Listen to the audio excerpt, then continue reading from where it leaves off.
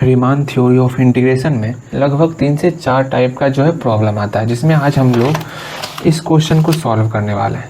ठीक है, इसमें हमको कोई फंक्शन दिया हुआ है x² और हमको अपर रीमान सम और लोअर रीमान सम निकालना है। ऐसा ही क्वेश्चन आपको और भी देखने को मिल सकता है, जैसे यहाँ पर देखो f(x = x³), इसमें भी आपको लोअर रीमान सम और अपर रीमान सम निकालना है।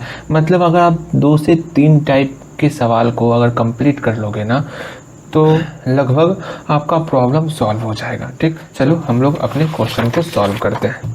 ध्यान से यहाँ पर देखो, हमको कोई फंक्शन दिया हुआ है। फंक्शन किस प्रकार का है? x², मतलब वो इंक्रीजिंग ही होगा, मोनोटोनिक इंक्रीजिंग फंक्शन। एंड इसका जो है हमको पार्टीशन दिया हुआ है। पार्टीशन क्या? जो पॉइंट इस पूरे फंक्शन को डिस्ट्रीब्यूट करेगा। और ये जो मेरा पार्टीशन है ये हमारा 0 से 1 के बीच में है। That's clear.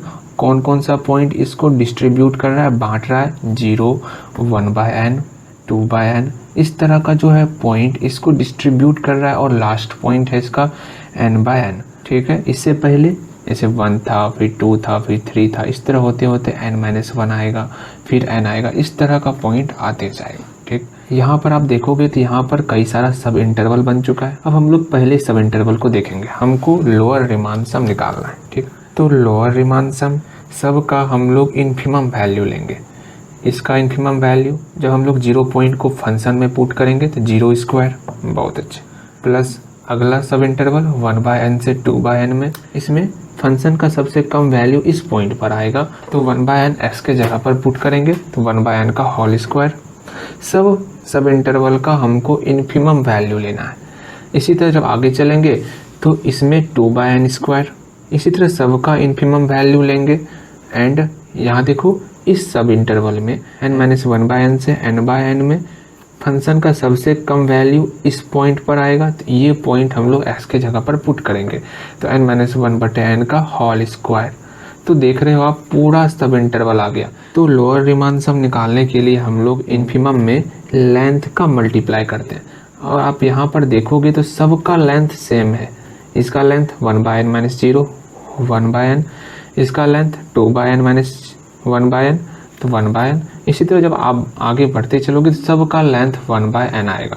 तो सारे इन्फिमम वैल्यू में 1/n से मल्टीप्लाई, तो सब 1/n को हम लोग कॉमन ही ले लेते हैं।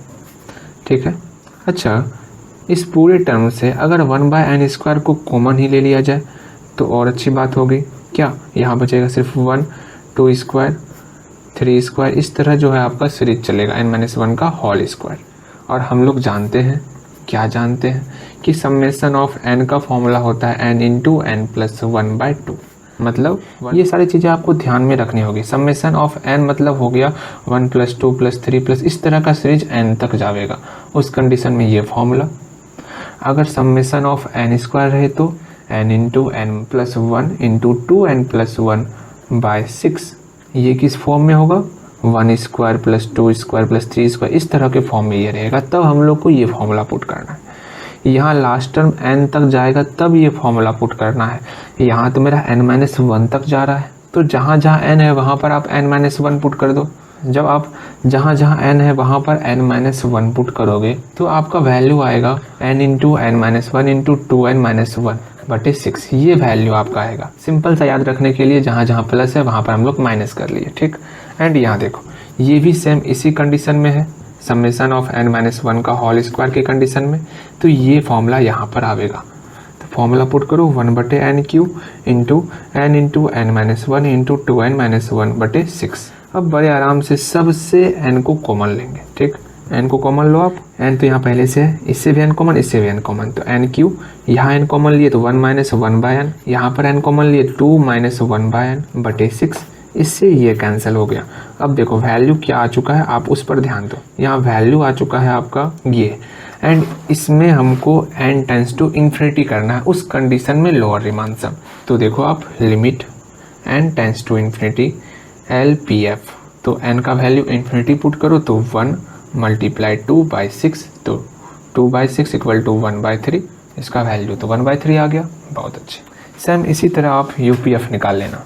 कैसे UPF? देखो UPF में हम लोग इंटरवल का सबसे सुप्रीमम वैल्यू पर, मतलब इस पूरे फंक्शन में सबसे सुप्रीमम वैल्यू इस पॉइंट पर आएगा, तो इसकी जगह पर 1/n का होल स्क्वायर, तो 1/n का whole square. Next sub interval, इस सब इंटरवल में सबसे सुप्रीमम वैल्यू इस पॉइंट पर आएगा, तो 2/n का होल स्क्वायर। एंड इसी तरह हम लोग आगे बढ़ते जाएंगे इस सब इंटरवल में राइट साइड, मतलब n/n का होल स्क्वायर। देखो आप, ठीक है। बाकी लेंथ का मल्टीप्लाई करना, चूंकि लेंथ सब जगह सेम है तो इसमें 1/n हम लोग कॉमन ले लेते हैं, ठीक। सबसे 1/n स्क्वायर कॉमन लो तो 1/n cube and 1 square plus 2 square plus 3 square plus dot dot dot dot plus n square आ गया। एंड n स्क्वायर वाला फॉर्मूला ये है, ये फॉर्मूला पुट करेंगे। चलो पुट कर लेते हैं हम लोग।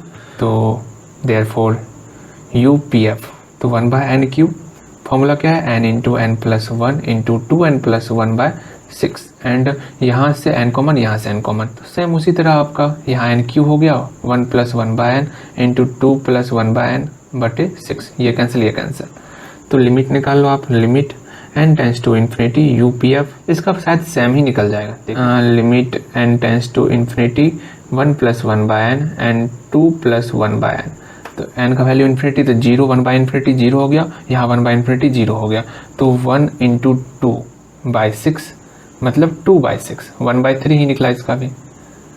इसका वैल्यू 1/3 ही तो निकला, दोनों का वैल्यू सेम निकला। दैट इज इस पार्टीशन पर, जो ये पार्टीशन दिया हुआ है, इस पार्टीशन पर अपर रीमान सम और लोअर रीमान सम, जब दोनों का वैल्यू सेम निकल गया मतलब ये रीमान इंटीग्रेबल है। मैंने बताया था UPF minus LPF less than epsilon, then उस कंडीशन में वो मेरा रीमान इंटीग्रेबल होता था। अच्छा, वो सारी बातें बाद में, हमारा क्वेश्चन सॉल्व हो चुका है, ठीक है। मिलते हैं नेक्स्ट वीडियो में।